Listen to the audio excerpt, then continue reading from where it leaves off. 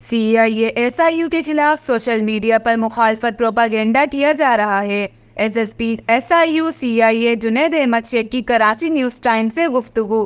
Cable चोरी में मुलव्विस बाज मुल्जिमान और उनके सरपरस्त एसआईयू सीआईए को सिर्फ इसलिए बदनाम कर रहे हैं कि सीआईए एसआईयू ने एडिशनल आईजी कराची के हुक्म पर बदनाम ज़बाना कबाड़ियों और उन सरपरस्तों के खिलाफ एसआईयू ने भरपूर कार्रवाइयाँ जारी रखी हुई हैं।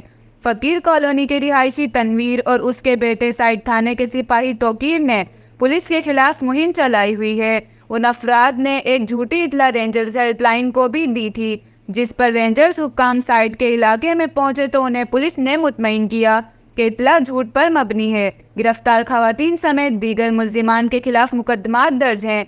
कबल सोशल मीडिया पर कुछ फुटेज वायरल की जा रही हैं जिसमें सीआईए पुलिस पर शरपसंद अनासिर की जानिब से कुछ अफराद की गैर कानूनी हिरासत और निजी टॉर्चर सील का इल्ज़ाम लगाया जा रहा है।